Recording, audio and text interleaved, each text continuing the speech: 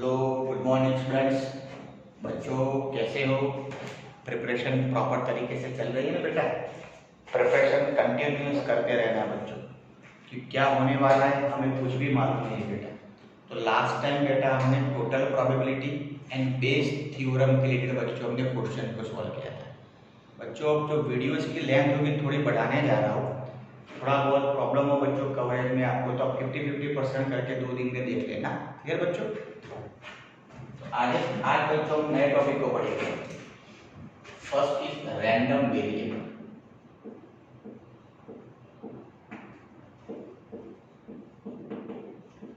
बच्चों यहाँ पे वेरिएबल वर्ड से दिमाग में ऐसा मत लाना कि यहाँ पे कोई वेरिएबल की बात होगी। Random variable is one type of function. ये बच्चों फंक्शन है, नाम दे रखा है रैंडम वेरिएबल, लेकिन ये क्या बच्चों? ये फंक्शन है। क्लियर बच्चों? Suppose U be the sample space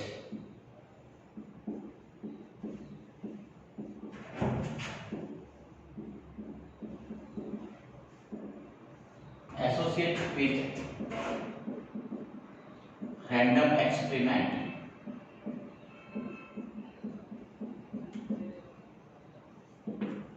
बच्चों हम जानते हैं बच्चों U यानी कि क्या होता है? सैंपल स्पेस होता है। कोई पर्टिकुलर रैंडम एक्सपेरिमेंट है, उसके रिलेटेड जो सैंपल स्पेस है वो U जितना है। क्लियर? फंक्शन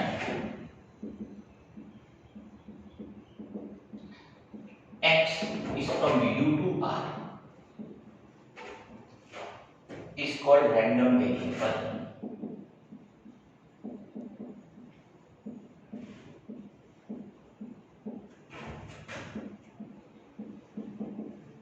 बच्चों इसका मीनिंग रैंडम वेरिएबल फंक्शन है जिसका डोमेन सैंपल स्पेस होना चाहिए एंड को डोमेन R यानी the set of all real numbers. ऐसा फंक्शन जिसका डोमेन U हो एंड को डोमेन R हो बेटा, वैसे फंक्शन को कहा जाता है रैंडम वेरिएबल। क्लियर बच्चों? ऐसे फंक्शन को कहा जाता है रैंडम वेरिएबल। बच्चों R क्या होता है सब लोग जानते हो? Set of all real numbers. Clear बच्चों? Now next definition is probability distribution of random variable. ये जो रैंडम वेरिएबल है बेटा फंक्शन, उसकी जो प्रोबेबिलिटी से उसका डिस्ट्रीब्यूशन कैसे होगा वो डेफिनेशन में पढ़ना है। Probability distribution of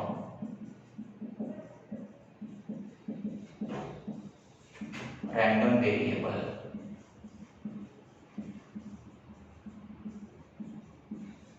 random variable जो फंक्शन है उसकी जो प्रोबेबिलिटीज है उसका डिस्ट्रीब्यूशन कैसे होगा बच्चों वो समझना है। अब देख लो बच्चों फंक्शन है फंक्शन, तो फंक्शन बच्चों दिमाग में आए तो तुरंत डोमेन क्या होता है, को डोमेन क्या होता है, उसकी रेंज क्या होती है, इमेज क्या होती है, प्री इमेज क्या होती है। Clear? One function, many one function, वो सभी डेफिनेशंस आपके दिमाग में पहले क्लियर चाहिए। पर्टिकुलर रेंज फंक्शन की कैसे मिलती है वो तो क्लियर ही चाहिए बच्चों। Clear? Let x from U to R be a random variable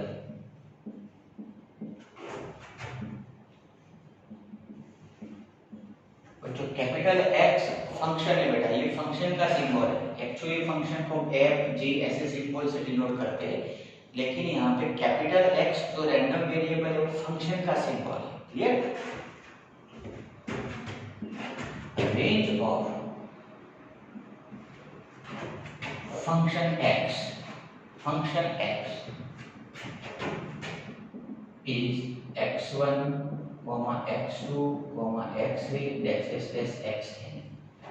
बच्चों हमने मान लिया ये जो फंक्शन है उसकी जो रेंज है उसमें x1 से लेके xn तक के एलिमेंट्स है। अब बच्चों ये डेफिनेशन है, डेफिनेशन बच्चों जनरलाइज फॉर्म में होती है। क्लियर?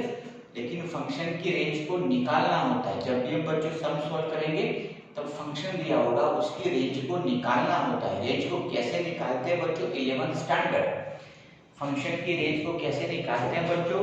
तो सबसे पहले रेंज को निकालने के लिए डोमेन क्लियर चाहिए। सबसे बड़ा एडवांटेज रैंडम वेरिएबल का डोमेन होता है सैंपल स्पेस। सैंपल स्पेस कैसे निकालना है बच्चों 11th standard as well as बच्चों लास्ट 5 to 6 लेक्चर बच्चों पढ़ गए। रैंडम एक्सपेरिमेंट जो होता है ना बच्चों, उससे सैंपल स्पेस निकलता है। सैंपल स्पेस यानी कि the set of all outcomes of a random experiment.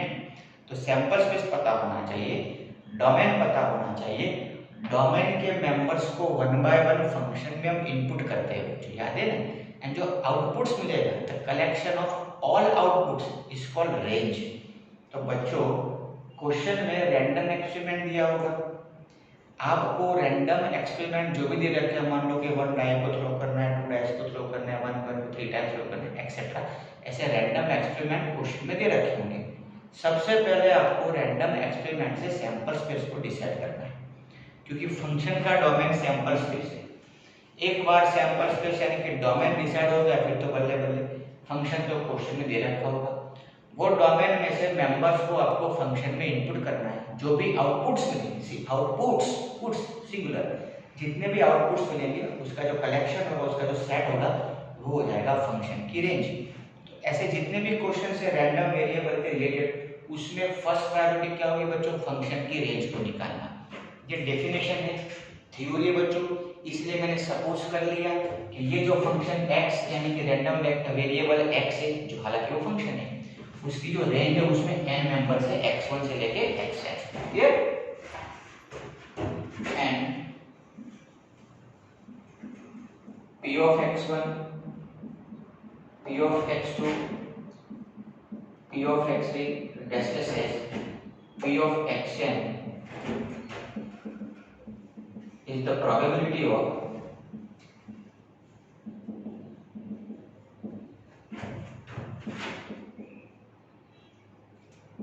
elements of range x1, x2, x3, xn। बच्चों p लग गया यानी कि प्रोबेबिलिटी। तो जितने भी मेंबर्स रेंज में है बच्चों उनकी ये प्रोबेबिलिटी है। x1 क्या है बेटा, x1 रेंज का मेंबर है, तो x1 जो रेंज का मेंबर है उसकी probability p of x1। All probabilities are respectively, यानी कि x1 एलिमेंट जो रेंज में है उसकी प्रोबेबिलिटी p of x1 है, x2 मेंबर जो रेंज में है उसकी प्रोबेबिलिटी p of x2 है, एंड लास्ट मेंबर जो रेंज में है xn उसकी probability p of xn। Clear. अब बच्चों समझना है, if p of xi is greater than or equals to 0, p of xi is greater than or equals to 0, and summation of all probabilities related to members which are in a range of a function equals to 1, where I equals to 1, 2, 3, dash n, where I equals to 1 to n. Then probability distribution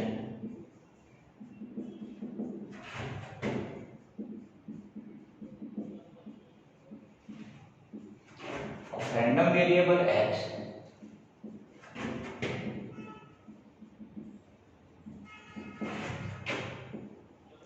as follows। बच्चों word से समझ में आता है probability distribution. तो जो random variable x होगा बच्चों उसकी जो प्रोबेबिलिटी है उसका डिस्ट्रीब्यूशन कैसे होगा, तो nothing, probability distribution is one type of table जहां पे बच्चों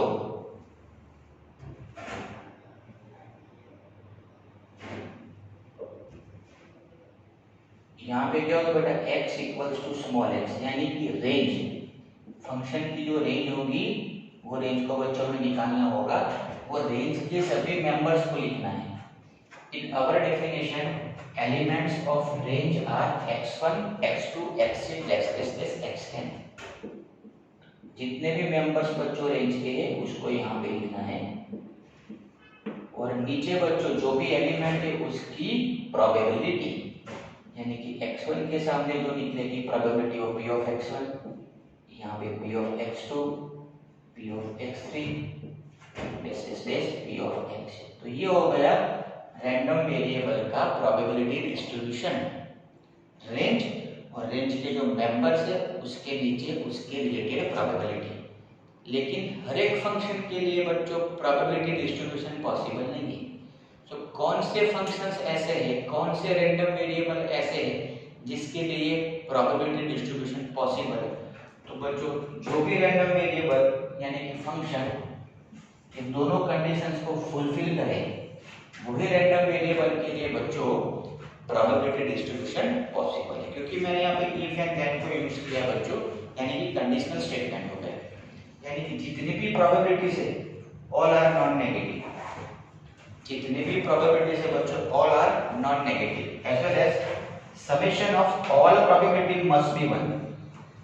जितनी भी प्रोबेबिलिटीज है बच्चों वो सबका सम 1 होना चाहिए। दो कंडीशंस रैंडम वेरिएबल अगर सेटिस्फाई कर रहा है बच्चों तो ही रैंडम वेरिएबल का प्रोबेबिलिटी डिस्ट्रीब्यूशन पॉसिबल है। दो में से मान लो कोई भी कंडीशन गलत हो गई यानी कि किसी भी कंडीशन का सेटिस्फैक्शन नहीं हो रहा है तो वो रैंडम वेरिएबल तो है बेटा, लेकिन उसकी प्रोबेबिलिटी डिस्ट्रीब्यूशन पॉसिबल नहीं। तो आज बच्चों ऐसे ही क्वेश्चन पढ़ने दो कंडीशन को ध्यान में रखना है बच्चों। रैंडम वेरिएबल की अगर प्रोबेबिलिटी डिस्ट्रीब्यूशन पॉसिबल है तो all the probabilities of elements which are in a range of a functions are non negative as well as summation of all the probabilities must be 1। Clear बच्चों? दो चीज का ध्यान रखना है। क्लियर बेटा? तो डेफिनेशन लिख दो, फिर बच्चों अपन सम्स को सॉल्व करेंगे।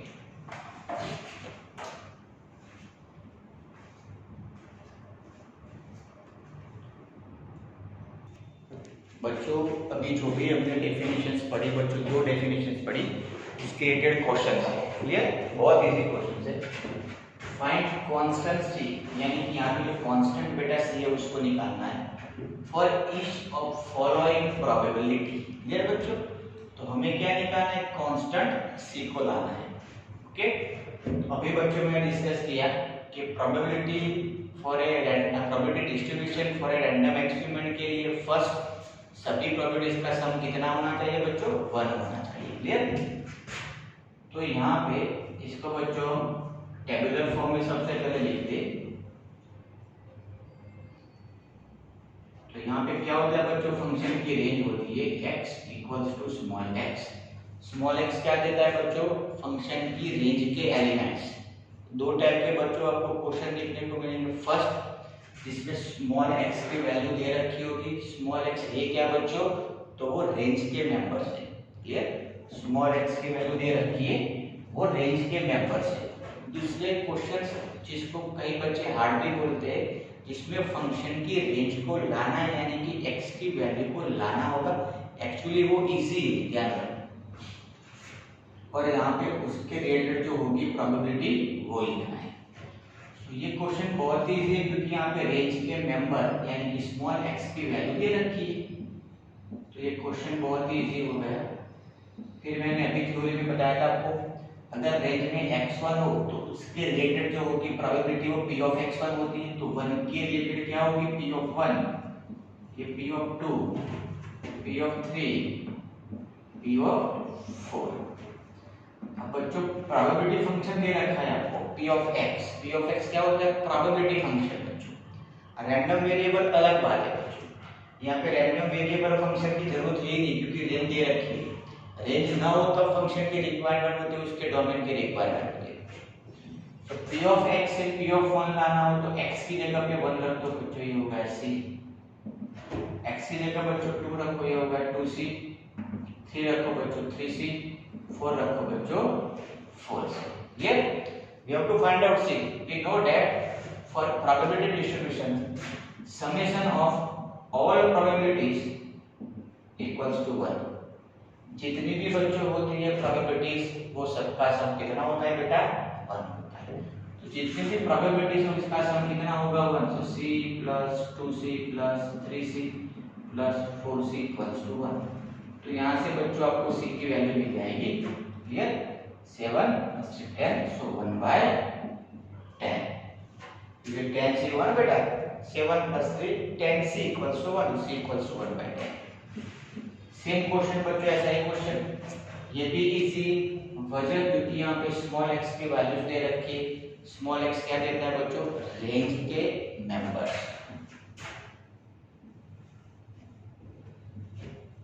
सबसे पहले यहाँ पे क्या लिखेंगे? रेंज के मेंबर्स लिखेंगे। Capital X = small x, that is range of a function. और रेंज दे रखी है, रेंज के मेंबर्स बच्चों आपको दे रखे हैं, और यहाँ पे क्या होगा? उसके रिलेटेड उसकी प्रोबेबिलिटी। देर बेटा आगे जल्दी समझ में आ रहा है बेटा? तो p 0 के सामने क्या होगा बेटा? p ऑफ 0 होगा, लिखो डायरेक्टली p ऑफ 0 यानी कि c × 4c0। 1 के सामने क्या होगा बेटा? p ऑफ 1 होगा। 1 के सामने क्या होता है? जैसे p ऑफ 1 होता है वैसे यहाँ पे भी p ऑफ 1 होगा। सो px से p ऑफ 1 लाना हो तो x की जगह पे 1 रखना है। क्लियर? अब मान लो कि 2 के सामने क्या होगा? p ऑफ 2 होगा। सो px से p ऑफ 2 लाना हो तो x की जगह पे 2 रखना है। Similarly 4c3 4c4। ये बच्चों सेम कंसेप्ट को यूज करना है। Summation of all probabilities equals to 1। तो ये प्लस ये प्लस ये प्लस ये प्लस ये इक्वल्स टू क्या होगा बेटा? 1। बच्चों कुछ नहीं है, थोड़ा बहुत कॉम्बिनेशन का यूज है, जिसका सिंप्लीफिकेशन आप भली भांति जानते हो बेटा।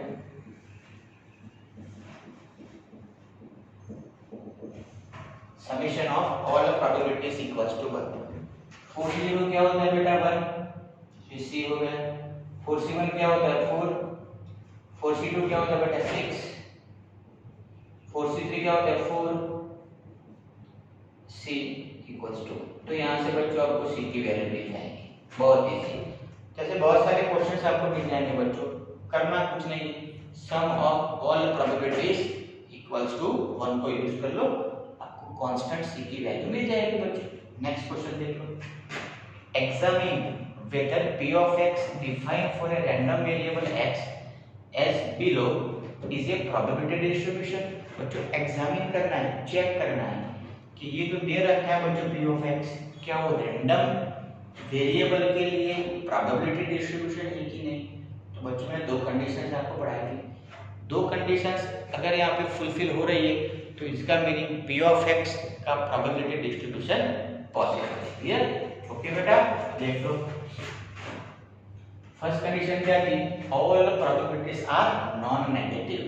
ओके, तो बच्चों x = 1 रख लो, उसके बाद x = 2 रख दो, x = 3 रख दो, x = n रख दो बच्चों। तो जितने भी नीचे की probabilities all are non negative. चलो बच्चों मैं टेबुलर फॉर्म में लिख दूं। यहाँ पे एग्जामिन करना है, चेक करना है बच्चों। तो दो कंडीशन फुलफिल होगी, मैंने अभी डेफिनेशन में बताया। तो इसका बेटा यानी कि रैंडम वेरिएबल का प्रोबेबिलिटी डिस्ट्रीब्यूशन पॉसिबल है।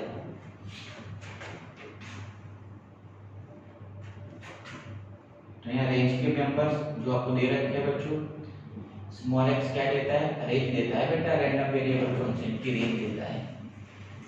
अब बच्चों आगे जो क्वेश्चन पढ़ेंगे हम थोड़ी देर के बाद, उसमें रेंज नहीं होगी, रेंज निकालनी होगी, बस बात खत्म। कैसे निकालेंगे सर? अरे थोड़ी देर वेट तो करो बेटा, इजी है। तो 1 के सामने क्या होगा? p of 1। p of 1 लाने के लिए x की जगह पे 1 रख दो।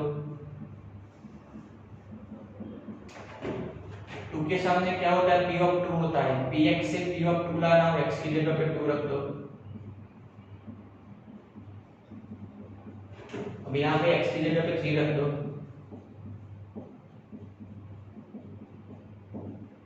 और यहाँ पे x की जगह बच्चों n रख दो। तो फर्स्ट कंडीशन बच्चों आपको दिख रही है, all probabilities are non negative. Here every x belongs to n। फिर बच्चों एवरी x, जो वाला नेचुरल नंबर्स अगर वो भी निकालना तो एवरी x ऐसे लिख सकते हो, every x probabilities is greater than or equal to 0, यानी कि नॉन नेगेटिव बच्चों। यहाँ पे मैं और वर्ड को यूज करता हूँ, सभी प्रोबेबिलिटीज नेगेटिव नहीं होनी चाहिए, where x equals to 1 2 3 n ऐसे भी लिख सकते हो। तो फर्स्ट कंडीशन तो बच्चों वैसे ही फुलफिल हो गई। अब यहाँ पे इंपॉर्टेंट क्या है बच्चों, सेकंड कंडीशन को चेक करना। सेकंड कंडीशन क्या है बच्चों, जितनी भी प्रोबेबिलिटीज है उसका सम 1 होना चाहिए ना। सभी प्रोबेबिलिटीज का सम करेंगे p of 1 plus p of 2 plus p of 3 plus p of n। तो ये p ऑफ 1 ही था, क्योंकि 1 के सामने क्या मिलता है p ऑफ 1, लेकिन p ऑफ 1 निकालने के लिए हमने x की जगह पे 1 रखा, तो ये p ऑफ 1 हुआ, p ऑफ 2 हुआ, p ऑफ 3 हुआ। तो 2 upon n into n plus 1 plus 2 into 2, sir 4 कर दो ना। अरे बेटा कुछ वजह होगी इसलिए नहीं किया होगा मैंने 4, वजह आपको भी पता चल जाएगी, डोंट वरी।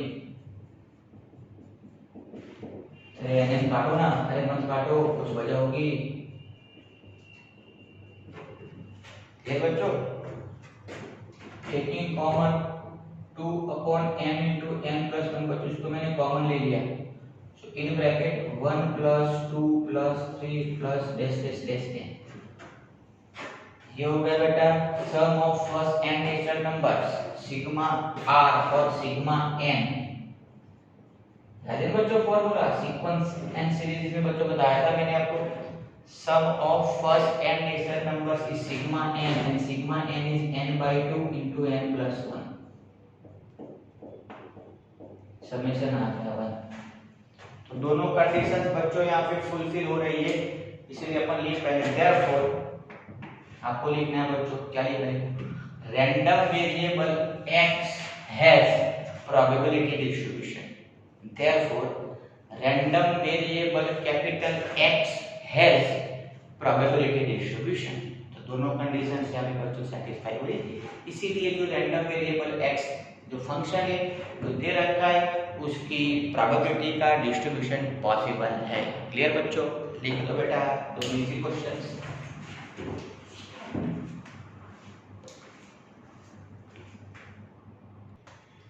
बच्चों the probability distribution of discrete random variable x is given below।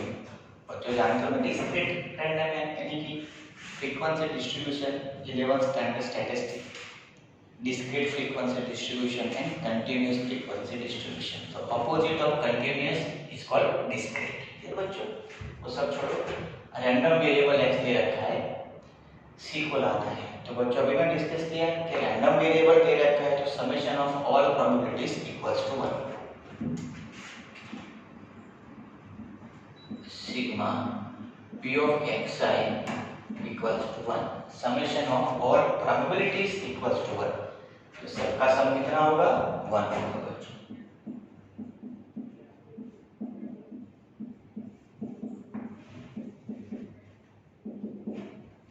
therefore 3c cube minus 10c square plus 9c minus 2 equals to 0। अब बच्चों इसके फैक्टर्स लगाने हैं, तो यहाँ पे देख लो बेटा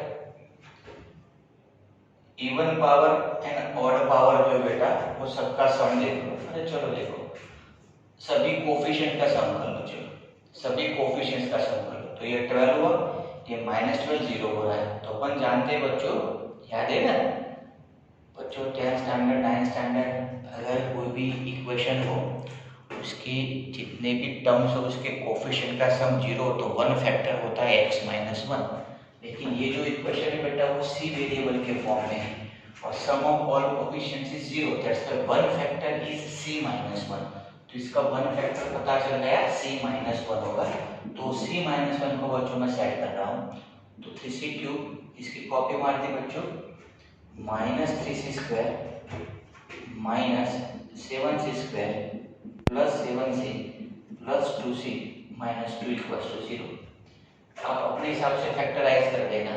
आपको कैसे करना है, अगर आपके टीचर की बात करूं तो इसका 1 फैक्टर हो गया c - 1, उतना तो पता चल गया बच्चों। फिर ये जो पॉलिनोमियल है उसको c - 1 से डिवाइड कर दो, ऐसे डिवाइड करना है, जो आप बच्चों 10th स्टैंडर्ड में भली भांति पढ़ के आए। डिवाइड करने से लास्ट में रिमाइंडर की वैल्यू 0 0 आ जाएगी। यहाँ पे जो बचेगा वो आपका सेकंड फैक्टर होगा। क्लियर। दूसरा तरीका भी वो है, ये फर्स्ट वे। क्लियर बच्चों, मैंने कुछ नहीं किया बच्चों, इसको ब्रेक कर दिया, इसको ब्रेक कर दिया। 3c² common, in bracket c -1, ये -7 से कॉमन, सो c -1 plus 2 common c minus, देखो मेरा भी 1 फैक्टर आ गया c -1। सेकंड फैक्टर आपको करना क्या है बच्चों, आपको पता चल गया कि 1 फैक्टर c -1 है, ठीक। तो इसको c -1 से डिवाइड कर दो। जैसे आप डिवाइड करोगे यहाँ पे क्या निकलेगा बेटा, 3c² - 7c + 2 = 0 निकलेगा। क्लियर। तो इसको वापस फैक्टराइज करते हैं, तो यहाँ से c की वैल्यू मिल गई 1, इसको वापस फैक्टराइज करते हैं बच्चों। फैक्टर्स बच्चों आपके क्लियर चाहिए, फैक्टर्स आपके बच्चों क्लियर चाहिए। तो यहाँ से 3c कॉमन ले लें, c - 2 c - 2 = 0, so 3c - 1 c - 2 = 0। so finally c = 1, c = 1/3 और c = 2। हमें क्या निकालना था बच्चों, c की वैल्यू। एक्चुअली इसमें कुछ है ही नहीं, क्योंकि ये कंसेप्ट तो बच्चों को जानते हैं, और यहाँ से पूरा पोर्शन आपका 8, 9, 10 स्टैंडर्ड का हो गया बच्चों। इसके फैक्टर्स क्लियर हो गए, उसको कोई दिक्कत आने वाली नहीं। c को लाना है, लेकिन c कैसा होना चाहिए, पॉजिटिव होना चाहिए, हालांकि सभी वैल्यूज पॉजिटिव है। But we know that probability distribution for random variable all probabilities are non negative. जितने भी बेटा है प्रोबेबिलिटीज है वो सब नॉन नेगेटिव होनी चाहिए, यानी कि अगर आपकी c की वैल्यू करेक्ट होगी तो वो c की वैल्यू के लिए सभी प्रोबेबिलिटीज का पॉजिटिव होना है, यानी कि नॉन नेगेटिव होना जरूरी है। नॉन नेगेटिव होना यानी कि 0 भी हो सकता है, पॉजिटिव भी हो सकता है। तो बच्चों फॉर c = 1, c = 1 याद रख दो बच्चों, तो इसका आउटपुट नेगेटिव होगा। और c = 1 4c - 10c² = 0। हालांकि प्रोबेबिलिटी क्या होनी चाहिए, नॉन नेगेटिव होनी चाहिए। c = 1 के लिए नेगेटिव आ रहा है, इसका मीनिंग c = 1 पॉसिबल नहीं है। सॉरी बच्चों। फॉर c = 2 बच्चों, c = 2 रखा हो यहाँ पे तो भी नेगेटिव आ रहा है। सर ये क्यों नहीं बोलते हो, अरे बेटा वो तो पॉजिटिव आता है, जिसके लिए इनकरेक्ट होता है वो डिस्कशन करो। सभी प्रोबेबिलिटीज नॉन नेगेटिव होनी चाहिए। कोई भी वन प्रोबेबिलिटी अगर नेगेटिव आती है तो वो इनकरेक्ट वैल्यू होगी। c = 2 रख दो बच्चों यहाँ पे, तो आपको दिख रहा है ये भी नेगेटिव देगा। तो बेटा ये दोनों पॉसिबल वैल्यूज नहीं, बट c = 1/3, c = 1/3 बच्चों रख दो, हर एक में रख दो, तो आपका आउटपुट पॉजिटिव मिलेगा। therefore c = 1/3 is your right answer. तो ये भी देखना है बच्चों, अगर c की जगह पे क्वेश्चन दे दिया फाइंड वैल्यू ऑफ k, अभी बच्चों मैंने कांस्टेंट c वाले क्वेश्चन पढ़ाए थे, तो देखना है कि c की वैल्यू निकालने के बाद आपको ये जो प्रोबेबिलिटीज दे रखी है उसमें रखना होता है। अगर प्रोबेबिलिटीज नॉन नेगेटिव आती है तो बढ़िया, लेकिन नॉन नेगेटिव नहीं आती है बच्चों तो वो c की वैल्यू पॉसिबल वैल्यू नहीं होगी, c की वैल्यू निकल आई। ठीक, now we have to find out probability for x is less than, x की वैल्यू 2 से कम हो उसकी टोटल प्रोबेबिलिटी। तो बच्चों x की वैल्यू 2 से कम कितनी है, 0 and 1। x की वैल्यू कहाँ देखनी होती है बेटा, x के टेबल में। ये तो क्या है, प्रोबेबिलिटीज। इसका मीनिंग क्या हुआ, x की वैल्यू 2 से कम हो उसकी प्रोबेबिलिटी। तो x की वैल्यू 2 से कम होना यानी कि 0 होना या फिर 1 होगा। तो इसका मीनिंग हुआ x less than 2 की probabilities means probability of x equals to 1 plus probability of x equals to 0। Clear बच्चों, 2 से कम 0 भी हो सकती है, बट तो टोटल उसका समेशन करना है। सो probability for x equals to 1 is 4c minus 10c² plus probability for x equals to 0 is given 3c³। बच्चों c की वैल्यू अवेलेबल है 1/3, उसको यहाँ पे रख दो, आपको आंसर मिल जाएगा। फिर बच्चों third probability for x for 1 less than x less और इक्वल्स टू 2। तो x की वैल्यू 2 जितनी हो 2 से कम हो 1 से बड़ी हो, ऐसी x की वैल्यू बच्चों एक ही है 2। क्लियर, ये कंडीशन को फुलफिल करे ऐसे x के वैल्यूज के रिलेटेड हमें निकालनी होती है बेटा प्रोबेबिलिटी। तो x की वैल्यू को जितनी हो 2 से कम हो 1 से बड़ी, जैसे a की वैल्यू है बच्चों तो 5 से -1, c की वैल्यू जो हमने निकाली बच्चों उसको यहाँ पे रखना है। क्लियर बेटा? तो ऐसे बहुत सारे टेबुलर फॉर्म में क्वेश्चन आते हैं, सभी क्वेश्चन बच्चों बहुत इजी। आप फिलहाल बच्चों ये लिख लो, बहुत इजी लिख लो बेटा।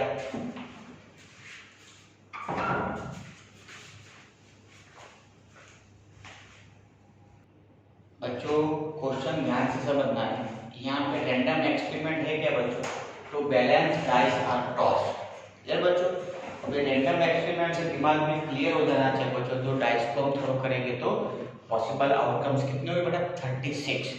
तो यहाँ पे जो एसोसिएट सैंपल स्पेस होगा, sample space for a given random experiment is 1 1 1 2 1 3 1 4, ये सब पता होना चाहिए बच्चों 11 स्टैंडर्ड। 1 6 देन 2 1 2 6 36 आउटकम्स होंगे बच्चों। दो बैलेंस डाइस को अगर हम थ्रो करेंगे बच्चों तो possible outcomes are 36 and we know that sample space means the possible outcomes of a random experiment is known as sample space.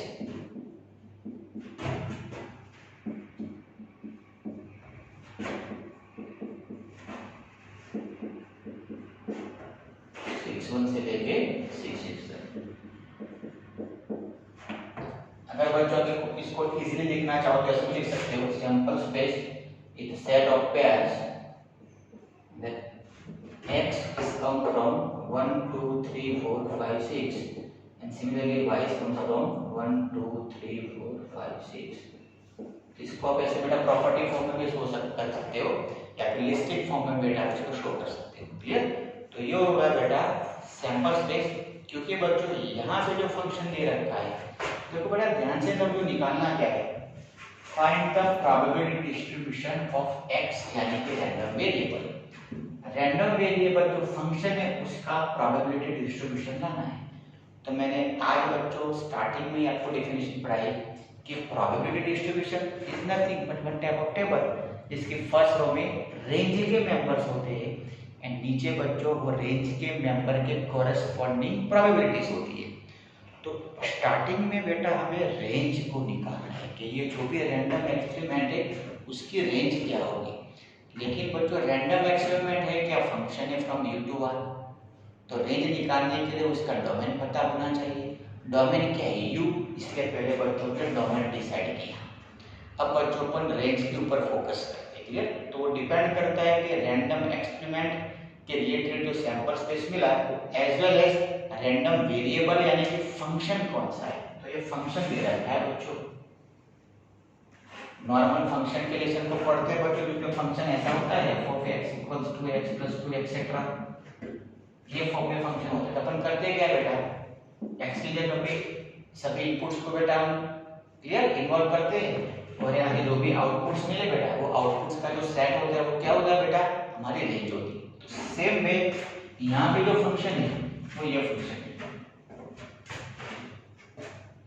Capital X। तो बेटा रैंडम वेरिएबल है वही फंक्शन होता है sum of integers in u। Small u कहां से लेना है? देखो small u belongs to capital U यानी कि कैपिटल U में जो 36 मेंबर्स है बेटा वो स्मॉल u हुए। क्लियर? तो 1 बाय 1 बेटा यहाँ पे हमें u को इनपुट करना है बेटा यानी कि मेंबर्स को इनपुट करना है 1 बाय 1 क्योंकि डोमेन के मेंबर्स को इनपुट किया जाता है। क्लियर बच्चों? और जो भी आउटपुट्स मिलेंगे बेटा उसको क्या कहा जाता है? रेंज। अब बच्चों 36 मेंबर्स को अगर हम इनपुट करेंगे और आउटपुट्स के बारे में लिखेंगे तो टाइम बहुत बिगड़ेगा। तो डायरेक्टली बच्चों पता होना चाहिए कि रेंज क्या होगी। क्लियर? डायरेक्टली रेंज लिख रहा हूं लेकिन समझा के रहा हूं। सो रेंज ऑफ कैपिटल X यानी कि रैंडम वेरिएबल। तो सबसे पहले 1 1 को बेटा इनपुट करते हैं। 1 1 को यहाँ पे इनपुट किया तो आउटपुट क्या बेटा? सम ऑफ इंटीजर्स यानी कि दोनों इंटीजर्स का सम कितना होगा? 2। तो आउटपुट में 2 मिलेगा आपको। जो भी आउटपुट्स मिलते हैं बच्चों उसको रेंज कहा जाता है। फिर 1 2 को मैंने बेटा इनपुट कर दिया तो उसका सम कितना होगा 3। ये जो बेटा फंक्शन है वो हर बार चेंज होता रहेगा। फंक्शन जैसे चेंज हुआ उसके हिसाब से बच्चों रेंज में वेरिएशन आती है। तो 1/1 36 नंबर को सोचना है कि मैंने इनपुट्स किया तो टाइप्स ऑफ आउटपुट्स क्या-क्या मिल पाएंगे। अगर बच्चों 1 3 को मैं इनपुट करूं तो समेशन कितना होगा आपको, समेशन 5 भी हो सकता है, 6 भी हो सकता है, 7 भी हो सकता है बेटा, 7 भी हो सकता है। 1 6 को इनपुट करोगे 7 देगा, 8 भी हो सकता है बच्चों, यहाँ पे 2 6 को आप इनपुट करो 8 देगा, 9 10 11 12। तो मैंने 36 मेंबर्स को 1 बाय 1 इनपुट्स कर लिया। और टाइप्स ऑफ आउटपुट्स तो बेटा आउटपुट में 2 हो सकता है, 3 हो सकता है, 4 हो सकता है, 12 भी हो सकता है।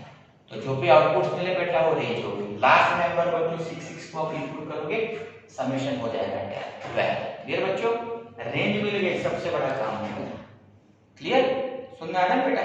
फर्स्ट सैंपल्स पे डिसाइड करना है, सेकंड जो भी फंक्शन दे रखा है उसको सोचना है, यूके मेंबर्स को सैंपल स्पेस के एलिमेंट्स को 1 बाय 1 इनपुट करना है और देखना है आउटपुट्स क्या मिलेगा।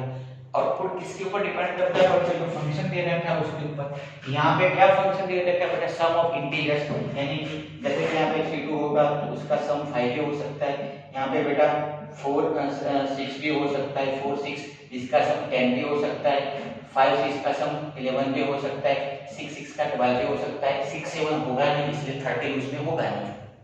तो बच्चों रेंज मिल गई, सबसे बड़ा काम हो गया। नाउ प्रोबेबिलिटी डिस्ट्रीब्यूशन क्या है, nothing but 1/4 table.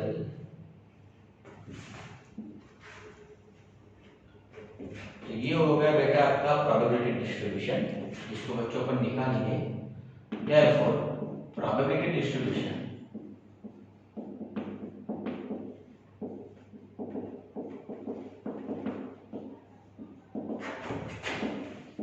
x as follows।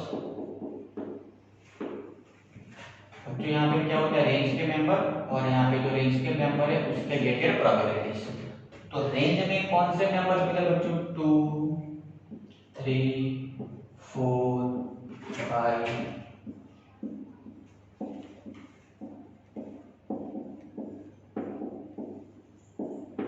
12। फिर बच्चों अब यहाँ पे सोचना है बच्चों प्रोबेबिलिटीज। बच्चों 2 के सामने प्रोबेबिलिटीज का मिलना, 2 कहां से आ रहा है बच्चों, सम ऑफ इंटीजर्स, यहाँ पे 2 मिला है। तो टोटल 36 मेंबर्स है बच्चों। 36 मेंबर्स में से ऐसे कितने मेंबर्स यानी कितनी पैर से जिसके लिए सम हमें 2 मिलेगा। तो बच्चों एक ही मेंबर होगा 1 1 जिसको अपन इनपुट करेंगे तो बेटा सम देगा 2। सो 2 के रिलेटेड प्रोबेबिलिटी, 2 का मीनिंग क्या हो बेटा, सम ऑफ इंटीजर्स 2 हो उसकी प्रोबेबिलिटी। तो टोटल 36 मेंबर्स में से ओनली एक ही मेंबर ऐसा है जिसमें सम ऑफ इंटीजर्स 2 हो तो उसकी प्रोबेबिलिटी 1/36। ये बच्चों अब 3 के सामने प्रोबेबिलिटी यानी कि सम ऑफ इंटीजर्स 3 हो उसकी प्रोबेबिलिटी। तो टोटल 36 मेंबर्स में से ऐसे कितने इनपुट्स है जिसके लिए सम ऑफ इंटीजर्स बच्चों 3 हो रहा है। तो 1 2 एंड 2 1 ऐसे 2 मेंबर्स हुए जिसको हम इनपुट करेंगे तो बेटा सम देगा 3। तो उसकी प्रोबेबिलिटी बेटा हुई 2/36। तो बच्चों 4 के बारे में सोचो। तो बच्चों यहाँ पे होगा 1 3, यहाँ होगा 2 2 एंड 3 1। 3 मेंबर्स हुए जिसके लिए समेशन 4 हो रहा है, तो उसकी प्रोबेबिलिटी 3/36 हुई। फिर बच्चों 12 के लिए सोचो। तो 36 में से ओनली 1 इनपुट होगा 6 6 जिसके लिए सम होगा बेटा 12, तो उसकी प्रोबेबिलिटी 1/36। 11 के लिए बच्चों सोचो। तो यहाँ पे 6 5 होगा ना, 6 5 होगा एंड 5 6। तो 36 में से बच्चों 2 पेयर्स ऐसे बनेंगे जिसके लिए सम ऑफ इंटीजर्स बच्चों 11 2, तो 2/36। अब बच्चों 10 के लिए सोचो। तो यहाँ पे होगा 6 4, यहाँ होगा 5 5, यहाँ होगा 4 6, तीनों के लिए सम बच्चों 10 हो रहा है, 3/36। ये बच्चों समेशन 5 कितने के लिए होगा, देखो बेटा 5 यहाँ पे मिलेगा 1 4, समेशन 5 और 2 3, 5 और 3 2, 5 1 4 1 5 1, तो 4 मेंबर्स मिले 4/36। 36 में से बेटा समेशन 6 हो, ऐसे कितने मेंबर मिलेंगे काउंट करो। 1 5 summation 6, 2 4 summation 6, 3 3 summation 6, 4 2 summation 6, 5 1 summation 6। तो बच्चों 5 मेंबर्स है 5/36। क्लियर। समेशन 9 वाले कितने मिलेंगे बच्चों, देखो यहाँ पे होगा 6 3 समेशन 9 हुआ, 5 4 समेशन 9 हुआ, 4 5 समेशन 9 हुआ, 3 6 समेशन 9। बच्चों 4 मिलेंगे आपको 4/36। समेशन 8 वाले कितने होंगे बेटा, 8 वाले देखो 2 6 समेशन 8 हुआ बेटा, यहाँ पे होगा 3 5 समेशन 8 हुआ, 4 4 समेशन 8 हुआ, 5 3 समेशन 8 हुआ, 6 2 समेशन 8 हुआ बेटा। 5 मेंबर्स मिलेंगे 5/36। अब समेशन 7 वाले बेटा देखो 1 6 2 5 3 4 4 3 5 2 6 1, तो हर एक रो में एक मिलेगा बच्चों, टोटल 6 मिलेंगे 6/36। तो बेटा ये हो गया प्रोबेबिलिटी डिस्ट्रीब्यूशन। इंपॉर्टेंट क्या है बच्चों, रेंज। एक बार आपको रेंज मिल गई फिर उसके सामने उसकी प्रोबेबिलिटी को तो बेटा डिसाइड करना बहुत ही इजी हो जाता है। फिर बच्चों ये हो गया प्रोबेबिलिटी डिस्ट्रीब्यूशन। तो आंसर मिल गया बच्चों, probability distribution is nothing but one type of A table, जिसमें फर्स्ट रो में लिखा जाता है रेंज और नीचे उसके डेट प्रोबेबिलिटी। तो बच्चों आंसर मिल गया है। लेकिन अब अपन चेक करेंगे, अगर हमारा रैंडम वेरिएबल के लिए प्रोबेबिलिटी डिस्ट्रीब्यूशन करेक्ट होगा तो all probabilities are non negative as well as summation of all the probabilities equals to 1। तो सबका सम बच्चों 1 होना चाहिए। देखिए चलो सबका समेशन सोच लिया, ओके। एलसीएम कितना है 36, न्यूमरेटर बेटा 2 + 1 3, 3 + 3 6, 6 + 4 10, 15 21 26 30 33 35 36 36 और 36 कैंसिल, समेशन बच्चों 1 आ गया। इसका मीनिंग हमने जो निकाला है probability distribution for a given function random variable x is 100% correct. Clear बच्चों। तो अब बच्चों ऐसे क्वेश्चंस को पढ़ना है हमें कि जहां पे फंक्शन दिया होगा रेंज दे रखी नहीं होगी, ऐसे क्वेश्चन थोड़े लेंथी हो जाते।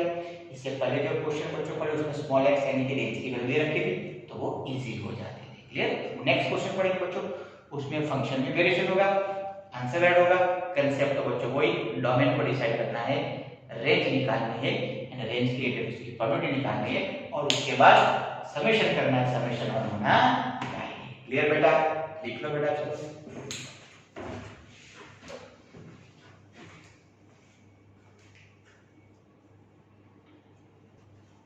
देखो बच्चों, find the probability distribution of the number of defective words.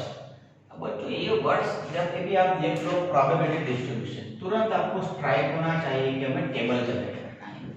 सबसे पहले बच्चों फंक्शन की रेंज निकालनी होती है। क्लियर। अब फंक्शन यहाँ पे है क्या हो जाए, किसका लाना है probability distribution of the number of defective words. तो ये हमारा फंक्शन हो गया। क्लियर। जिसका हमें निकालना होता है प्रोबेबिलिटी डिस्ट्रीब्यूशन वो हमारा फंक्शन हुआ।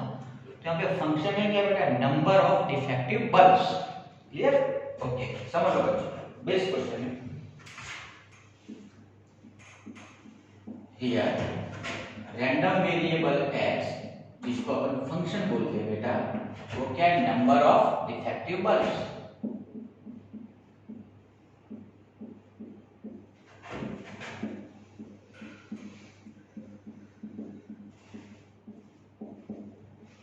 बच्चों अब जब भी बच्चों फंक्शन की रेंज को लाना होता है तो सबसे पहले फंक्शन के डोमेन को डिसाइड करना है। डोमेन यानी कि सैंपल स्पेस, जो किसके ऊपर डिपेंडेबल है बेटा, रैंडम एक्सपेरिमेंट के ऊपर डिपेंडेबल है।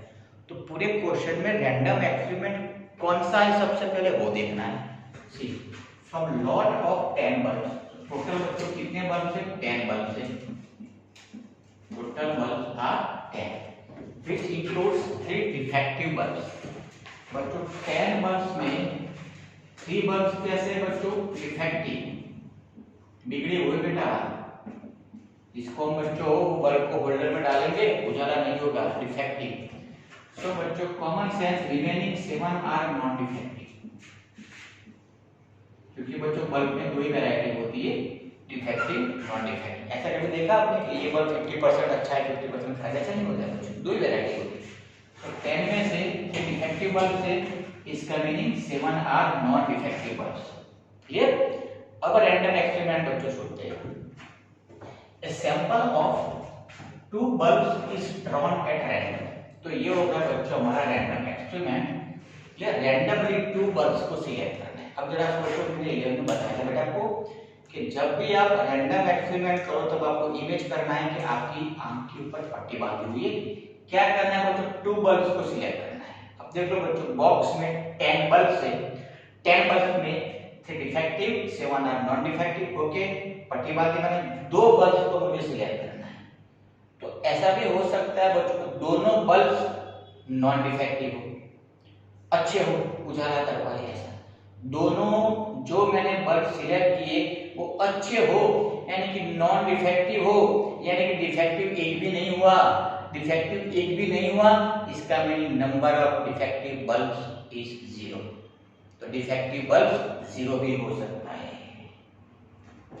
क्लियर बच्चों? रेंज में 0 हो सकता है क्योंकि दोनों बल्ब जो मैंने रैंडमली सिलेक्ट किए बच्चों दोनों नॉन डिफेक्टिव हो, दोनों नॉन डिफेक्टिव हो, इसका meaning number of defective bulbs is 0। या फिर ऐसा भी हो सकता है बच्चों, दो हाथ से 2 बल्ब को बेटा मैंने सिलेक्ट किया, 1 डिफेक्टिव हो, सेकंड नॉन डिफेक्टिव हो। तो second variety 1 defective, second is non defective, so number of defective bulbs are 1। तो डिफेक्टिव बल्ब बेटा 0 भी हो सकता है, 1 भी हो सकता है। और अगर हार्ड लग हो बेटा दोनों बल्ब जो सिलेक्ट किए दोनों डिफेक्टिव हो, so number of defective bulb बेटा 2 भी हो सकते हैं। क्लियर बच्चों? तो फंक्शन जो दे रखा था नंबर ऑफ डिफेक्टिव बल्ब बेटा उसकी रेंज मिल गई। 2 बल्ब को सिलेक्ट करेंगे तो डिफेक्टिव बल्ब 0 भी हो सकता है, डिफेक्टिव बल्ब 1 भी हो सकता है, डिफेक्टिव बल्ब 2 भी हो सकता है, डिफेक्टिव बल्ब 3 कभी नहीं हो सकते क्योंकि मैं 2 ही बल्ब्स को सिलेक्ट करना है। ध्यान रखो, सिलेक्शन 2 ही बल्ब्स को करना है। क्लियर? तो रेंज मिल गई। Therefore range of a random variable which is a function, तो डिफेक्टिव बल्ब 0 भी हो सकता है, नंबर ऑफ डिफेक्टिव बल्ब 1 भी हो सकता है, डिफेक्टिव बल्ब 2 भी हो सकता है। रेंज मिल गई बच्चों। अब हमें ये रेंज के जो मेंबर्स है उसके रिलेटेड प्रोबेबिलिटीज को ढूंढना है। क्लियर बच्चों? देखो, for p of x equals to 0, इसका मीनिंग हो बेटा कि x इक्वल्स टू 0, 0 जो रेंज में मेंबर था उसके रिलेटेड प्रोबेबिलिटी। अब इसका मीनिंग क्या हुआ? इसका मीनिंग क्या हो बेटा? x इक्वल्स टू 0 होना, इसका मीनिंग ये 0 का होना meaning number of defective bulbs is 0। ये समझ लो, here number of defective bulbs is 0 means selected both bulbs are non-defective। इसका बेटा मीनिंग ये हुआ कि जिन 2 बल्ब्स को हमने सिलेक्ट किया वो दोनों कैसे बच्चों? Non defective. क्लियर? अब इसकी निकालेंगे प्रोबेबिलिटी। कैसे निकालना है बच्चों? 11 स्टैंडर्ड। सो नीचे क्या होगा? n, r by n बेटा, r by n total selection, और यहाँ पे कंडीशनल सिलेक्शन। कंडीशनल प्रोबेबिलिटी की बात नहीं कर रहा हूँ बच्चों, डिपार्टमेंट देखो प्रोबेबिलिटी डिस्ट्रीब्यूशन का है। n यानी कि बेटा ये होगा टोटल सिलेक्शन। कितने बल्ब को सिलेक्ट करना है बच्चों? 2। अवेलेबल बल्ब आर 10, तो 10 में से 2 का सिलेक्शन होगा 10 से 2। लेकिन वो दोनों बल्ब्स कैसे होने चाहिए? Number of defective bulb is 0 means selected both bulbs are non defective, यानी कि दोनों नॉन डिफेक्टिव होने चाहिए। Non defective are 7, so 7C2 है बच्चों। तो ये 7 into 6, 1 into 2 over 10 into 9, 1 into 2 cancel, so 42 upon 90। सो बच्चों नंबर ऑफ डिफेक्टिव बल्ब 0 मिले, उसके रिलेटेड प्रोबेबिलिटी कितनी मिली? 42 upon 90। अब बच्चों सेकंड मेंबर है रेंज का 1, उसके रिगार्डिंग सोचेंगे। For p of x equals to 1, बच्चों x इक्वल्स टू 1 का मीनिंग क्या है? डिफेक्टिव बल्ब 1 होगा, नंबर ऑफ डिफेक्टिव बल्ब 1 हुआ, यानी कि बेटा में 2 बल्ब को सिलेक्ट करना है। 2 बल्ब में से 1 बल्ब डिफेक्टिव हुआ, इसका meaning second selected bulb is non defective.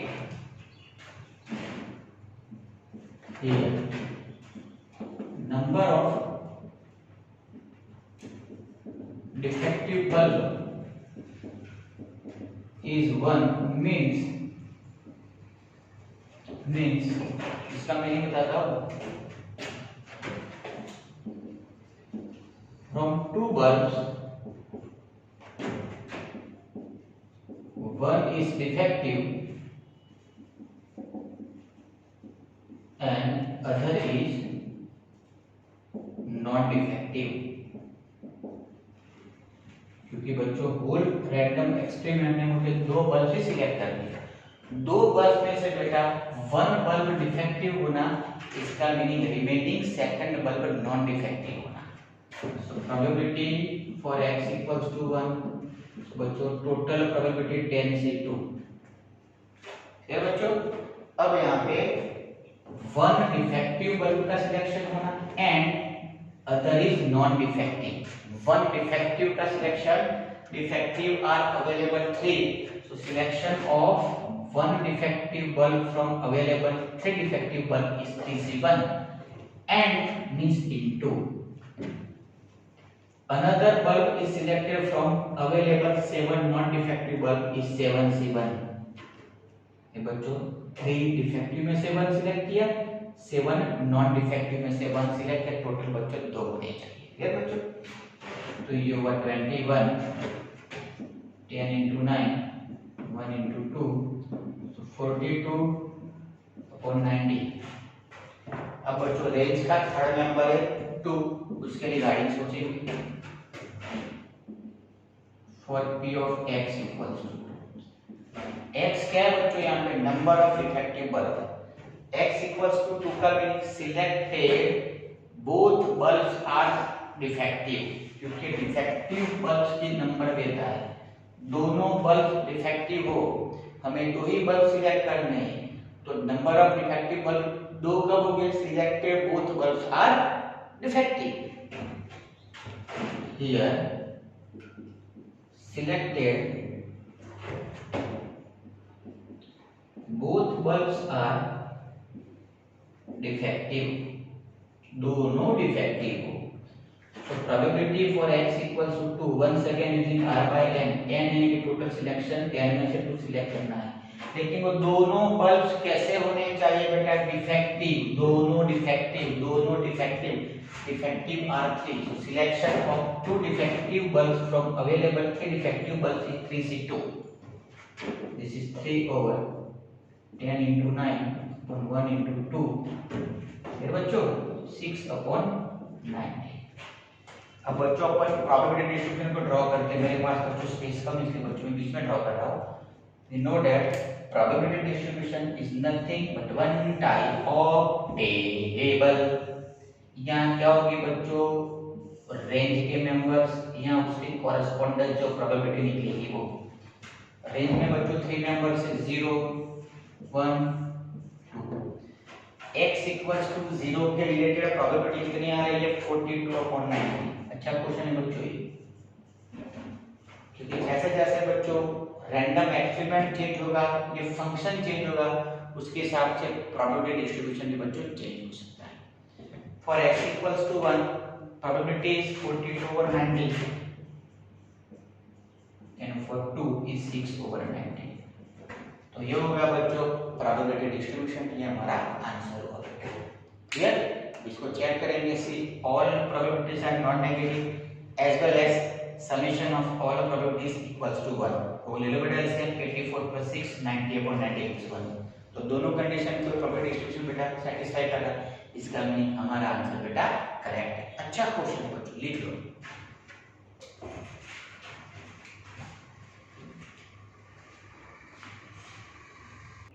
बच्चों बहुत अच्छे क्वेश्चंस पढ़े हम, ऐसे भी और क्वेश्चन आपको बेटा रेफरेंस बुक में मिल जाएंगे। जैसे मैंने डाइस वाला पढ़ा उसमें कॉइन वाला भी हो सकता है। फंडामेंटल सेम है बच्चों, अभी भी लेसन बच्चों 2 टॉपिक बाकी से, mathematical expectation, variance etcetera and very very important topic is remaining Bernoulli's trial यानी कि बायनोमियल डिस्ट्रीब्यूशन बच्चों, और नेक्स्ट लेक्चर में हम स्टडी करेंगे। फिलहाल बच्चों आपको प्रैक्टिस करना है। ओके बेटा, बाय, जय श्री कृष्ण, खुदा हाफिज, जय इंद्र, जो भी हम बात की जय, बाय बच्चों।